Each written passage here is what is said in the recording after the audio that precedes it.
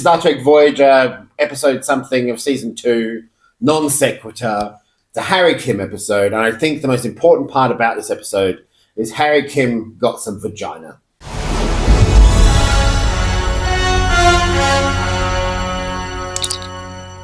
Harry Kim wakes up and he's back on Earth with his girlfriend Libby, working in engineering corps, designing a new shuttlecraft, which looks like a runabout, so it's not terribly new.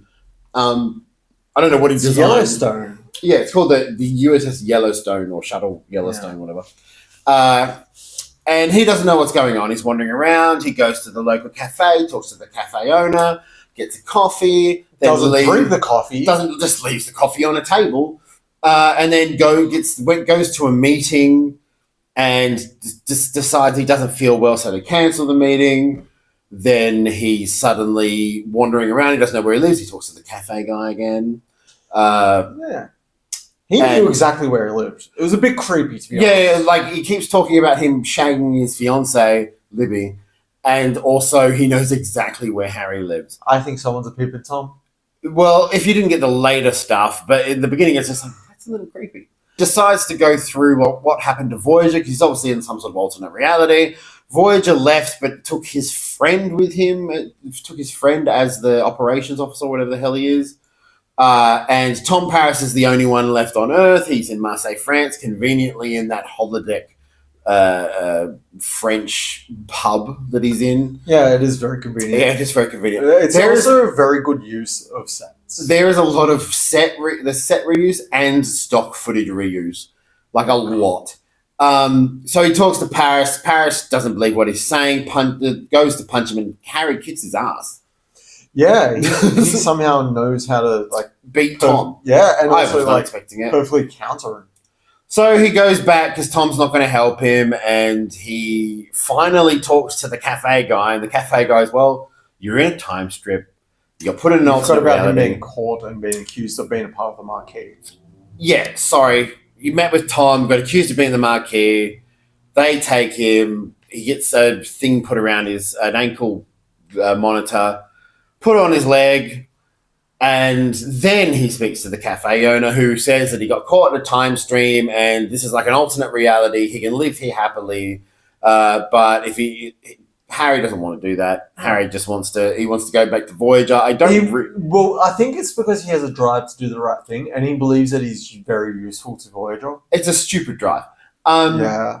So I feel like if I was in that situation where I was just suddenly I was on this desolate fucking thing away from all my friends and family, and then all of a sudden I was thrusted in front of all my friends and family, I think I would want to stay with my friends and family. Yeah, it's the emotional crux of this episode, which we can sort of talk about. I'll just get the synopsis out of the way.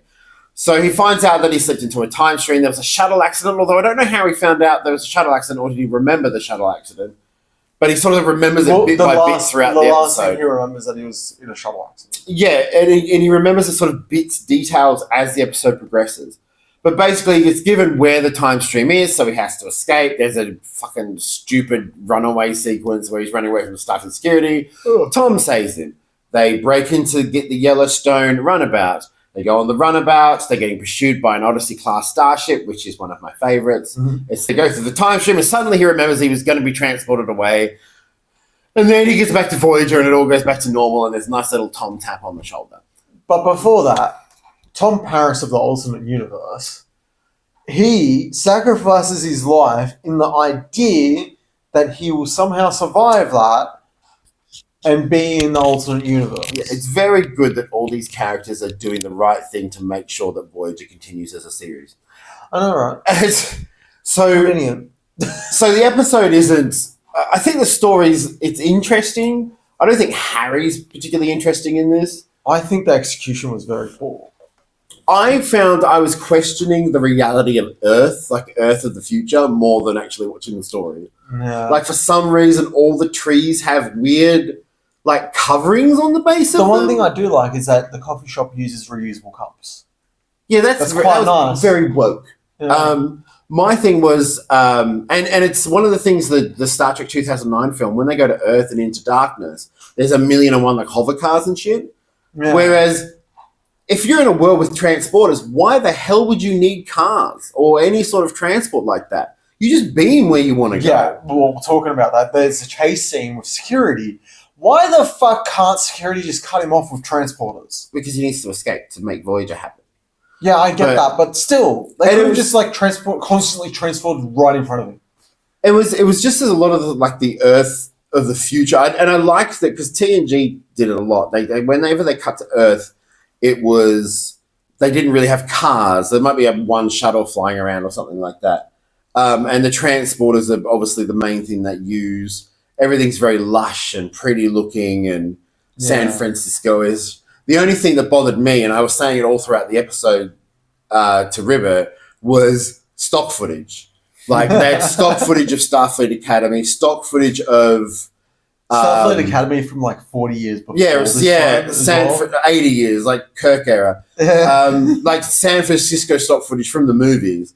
And then even at the end, when they start using the runabout stuff, when the runabout is escaping, I'm gathering a space station... The doors they use to put the runabout through are the doors from the giant sphere from TNG, the Janolan sphere, or something like that.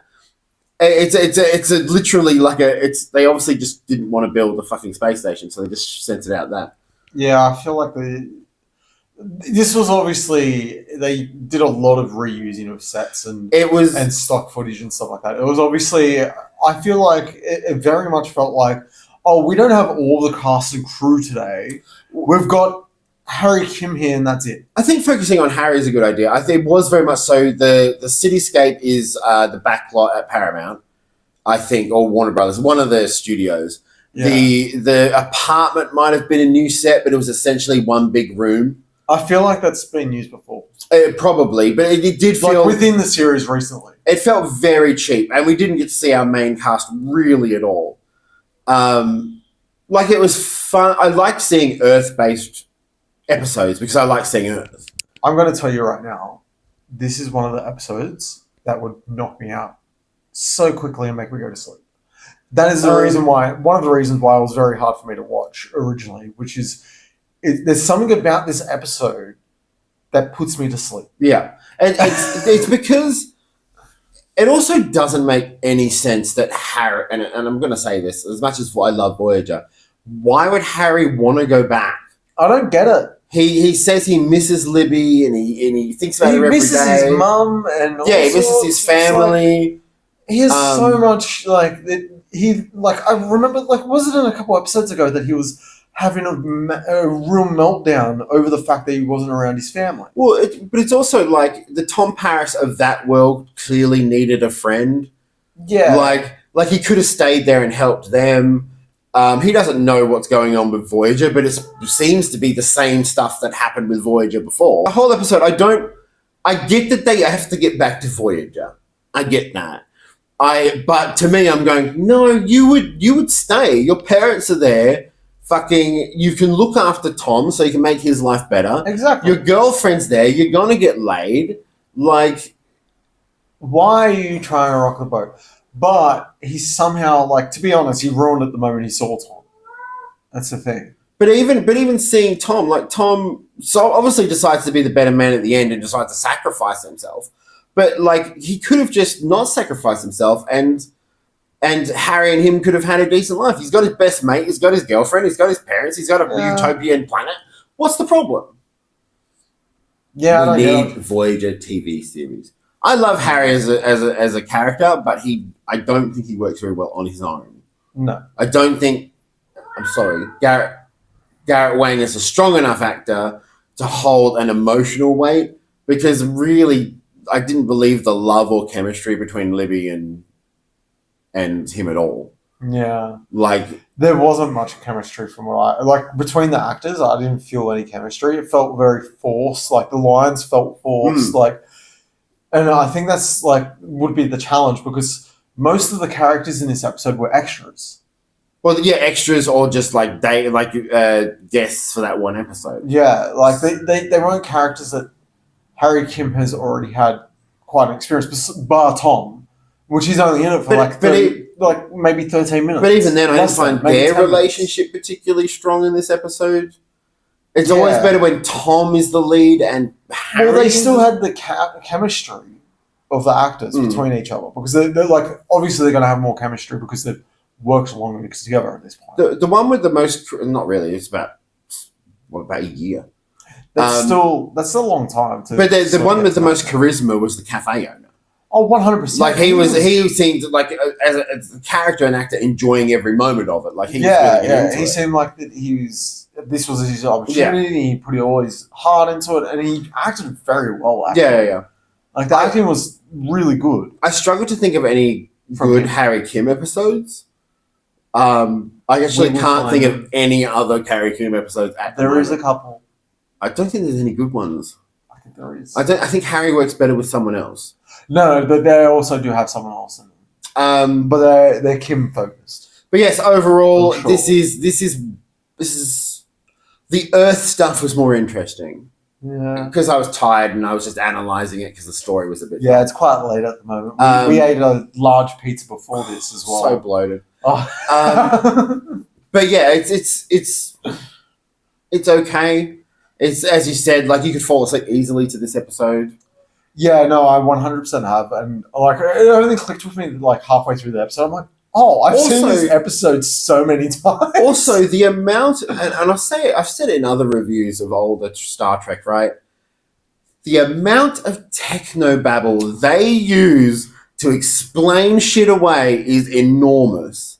When they're flying to the temporal fucking thing. Oh, we're going 1,000. We're going 1,000 kph. Yeah, he was surprised that they're using the metric system. Well, I'm surprised that they're not pronouncing it correctly because that's not how you like. That's an acronym that you read, but that's not how you say it. Some people say it that way. I've never met a person that says it that way. We say kilometers per hour. Then it doesn't happen. Exactly. But yeah, it's yeah, the world, the Earth building. It's the same. Oh, that was another thing. So they talk about Quark. We get an Odo mention. Yeah. There is no mention of the Dominion War at all. This is the thing. At this point, when Voyager left, they didn't know about the Dominion War. Yeah, they did. Well, they knew of the Dominion, like they were. Yeah, but they weren't at war. I'm trying to think of. So I'm just thinking that, like, Deep Space Nine was 3 years in. Yeah, so the Dominion were coming into their own. Yeah. So this is the thing. Like, I was thinking, like halfway through the episode.